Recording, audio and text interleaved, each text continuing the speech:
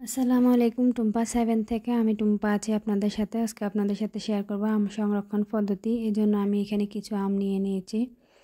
আর আমগুলো আমি সুন্দর করে পরিষ্কার পানিতে ধুয়ে নেব। ধুয়ে এরকম একটা ঝাঁঝরিতে রেখে দেব যাতে আমের পানিগুলো ঝরিয়ে যায়। এই আমটা আমি সংরক্ষণ করে রাখব।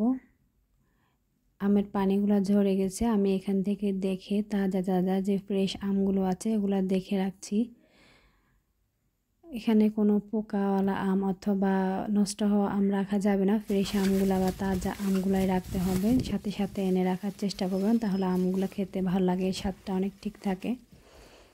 আমার এখানে বিদ্যুৎটা চলে গেছে যখন আমি ভিডিওটা শ্যুট করতেছিলাম। আমি আমগুলা ডিপ ফ্রিজে রেখে দেব। আর এই আমটা আমি ধুয়ে পানি ঝরিয়ে নিয়েছি। আমি কাটার পরে আর এটা ধোবো না, এটা আমি একটু ছেলে কেটে নেব। এই আমগুলো আমি সংরক্ষণ করে সারা বছরে খাই। যখন খুব বেশি গরম লাগে আমার কাছে এই আমগুলো তখন ডিপ ফ্রিজ থেকে নামিয়ে খেতে খুবই ভালো লাগে। আমি 5 বছর যাবৎ এভাবে আম সংরক্ষণ করে রাখি। আর আমি আমের যখন সিজন থাকে না তখন এই আমগুলো খেতে আমার কাছে খুব ভালো লাগে। এখন তো আমের সিজন, সবার বাড়িতেও অনেক আম আছে, আবার বাজারেও সস্তায় অনেক আম পাওয়া যায়। আমি এখানে আমগুলা একটা বক্সে করে রেখে দিয়েছি।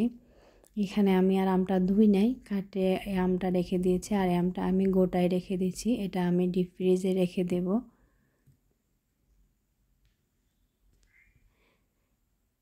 এই আমগুলা আমি যে কেটে রাখলাম, কাটা আমগুলা লবণ মরিচ দিয়েও খাওয়া যায়। আবার আমি আম ডাল রান্না করে খাই। অনেক সময় আমি এটা জুস বানিয়ে খাই। যদি কেউ আমের জুসের রেসিপিটি দেখতে চান তাহলে আমাকে অবশ্যই কমেন্ট করে জানাবেন। আমি আমগুলা ডিপ ফ্রিজ থেকে একদিন পর বের করে নিয়েছি আপনাদের দেখানোর জন্য যে আমগুলা কীরকম হয়েছে দেখতে। আপনারা দেখে বুঝতে পারবেন, দেখে বোঝা যাচ্ছে যে আমগুলা কীরকম শক্ত হয়ে গেছে। এখন এই আমগুলো একদম ফ্রেশ তাজা থাকবে। আমগুলো দিয়ে আমি যখন ইচ্ছা একটু জুস বানিয়ে খেতে পারবো, অথবা আমি চাইলে এগুলো একটু লবণ মরিচ দিয়েও খাইতে পারি। আবার এটা দিয়ে অনেকে আম ডালও রান্না করে খেতে পারেন। আর যে আমগুলো আমি গোটা রেখেছি এগুলো আমি আম মাখা অথবা আম ভর্তা করে খাই।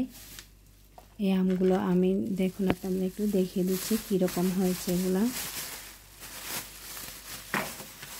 এখন তো আমের সিজন, তাই যদি চান আপনারা সবাই এরকম আমগুলো সংরক্ষণ করে রাখতে পারেন। আমার টিপস যদি কারো ভালো লাগে লাইক কমেন্ট শেয়ার করবেন, সাবস্ক্রাইব করে চ্যানেলের পাশে থাকবেন। সবাই ভালো থাকবেন, আমার জন্য দোয়া করবেন। আল্লাহ হাফেজ।